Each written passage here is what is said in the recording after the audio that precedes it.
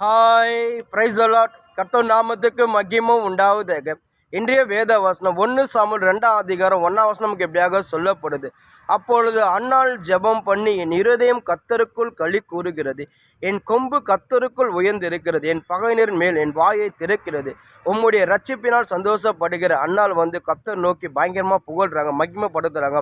அன்னாள் என்ன சொல்கிறாங்கன்னா, ஆண்டவரே இருதயத்தில் ஒரு காரியத்துக்காக ரொம்ப நாளாக காத்திருந்த ஆண்டவரே, அந்த காரியத்துக்கு உண்மை நோக்கி ஜெபம் பண்ண உண்மை நோக்கி விண்ணப்ப வச்ச ஆண்டவரே, அந்த காரியத்தை நீங்கள் எனக்கு கொடுத்தீங்க, என் இருதயம் களி கூறும்படி செஞ்சீங்க, உம்முடைய பிள்ளைன்னு சொல்லி என் தலையை உயர்த்தும்படி செஞ்சீங்க, என் சத்துருமடி என் வாயை திறக்கும்படி செஞ்சீங்க, உம்முடைய ரட்சிப்பினால் சந்தோஷப்படுகிற கர்த்தரை போல ஒரு பரிசுத்தம் உள்ள தேவன் அல்ல, உம்மை போல வேறொரு தேவன் இந்த உலகத்திலே இல்லை, நீ கண்மலை உள்ள கிறிஸ்துவ ஆண்டவரே, உம்மை நம்புகிற பிள்ளைகள் நீ கைவிட மாட்டேன்னு சொல்லி அண்ணாள் பயங்கரமாக மகிமைப்படுத்துகிறாங்க. ஏன்னா அண்ணாளுக்கு செஞ்ச காரியம் கர்த்தர் பயங்கரமான காரியம். அண்ணாளுக்கு குழந்தை இல்லை, இது மூலயமா அண்ணாள் பயங்கரமாக கேவலப்பாரு. இந்த அண்ணாள் யாருன்னு பார்த்தீங்கன்னா எல்காவோட மனைவி தான் அண்ணாள். அந்த எல்கானாவுக்கு 2 மனைவி இருக்கிறாங்க. ஒருத்தி பேர் பெனியால், இன்னொருத்தி பேர் அண்ணாள். அதாவது பெனியாளுக்கு குழந்தை இருக்குது, அண்ணாளுக்கு குழந்தை இல்லை. இந்த பெனியால் என்ன பண்ணால் அவங்களுக்கு குழந்தை இருக்கிறப்ப அண்ணாள் கேவலமாக பேசுகிறாங்க, அண்ணாளை நிந்திக்கிறாங்க, அண்ணாளை தூசிக்கிறாங்க. இதை கண்டு அண்ணாள் ரொம்ப மன சஞ்சலமாகி மன துக்கமாகவே, அதாவது அவங்களுக்கு வர கஷ்டத்தை எந்த மனசுக்கிட்டே போய் சொல்ல, எந்த மனசுக்கிட்டே போய் சொல்ல, நேராக தேவ சமூகத்தில் போய் கர்த்தரை நோக்கி விண்ணப்பிக்கிறேன். ஆண்டவே, நான் உம்முடைய பிள்ளை, எனக்கு கர்ப்பத்தின் கனி இல்லை, இது மூலிமா நான் இது மூலிமா பயங்கரமாக நிந்திக்கப்படுறேன். நீங்கள் ஒன்று நான் ஆண்டவர் என் ஜபத்தை கேளுங்க, விண்ணப்பத்தை கேட்டு நீங்கள் எனக்கு பதில் கொடுங்க.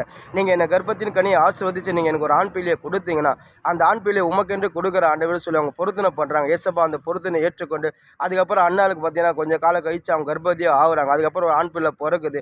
அதுக்கப்புறம் அண்ணாள் எடுத்துகிட்டு போய் அந்த ஆண் பிள்ளையை கத்துட்டு என்ன பொருத்தனை பண்ணாங்களோ அந்த பொருத்தனை அண்ணாள் உண்மையாக இருந்து அந்த குழந்தைய எடுத்துகிட்டு போய் தேவ சமூகத்தில் விட்டாங்க. அதுக்கப்புறம் பார்த்தீங்கன்னா அண்ணாள் அநேக குழந்தைகளை பெற்று பயங்கரமான ஆசீர்வாதத்தை பெற்றாங்க. அதுதான் அண்ணாள் சொல்கிறாங்க, உண்மை நம்புகிற பிள்ளை நீ கைவிடவே மாட்டீங்கன்னு சொல்லி அண்ணாள் சொல்கிறார். இன்றைக்கி நம்மளோட வாழ்க்கையில் சரி, இந்த ஏசப்பா நம்புகிற பிள்ளைகளை ஒருபோதும் கைவிடவே மாட்டார்.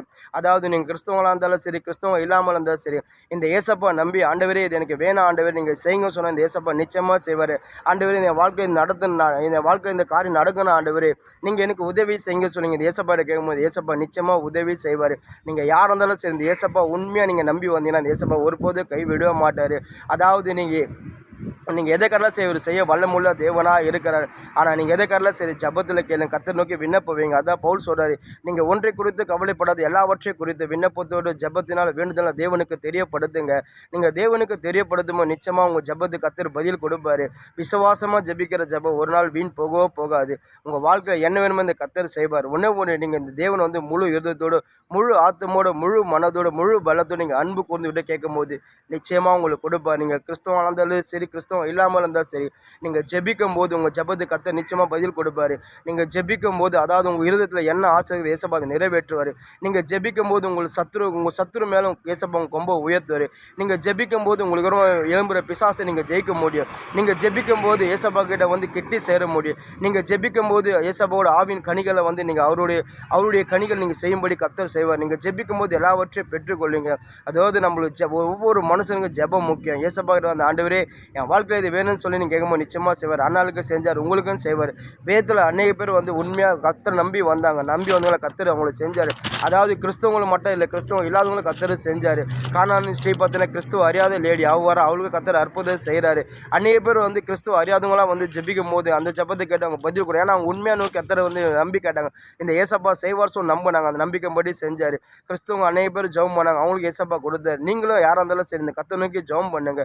உங்கள் வாழ்க்கை என்ன வேணும் இந்த ஏசப்பா கொடுப்பாரு. இந்த ஏசப்பா கொடுத்து உங்கள் இருதயத்தை களி கூறும்படி செய்வார். ஆமென்.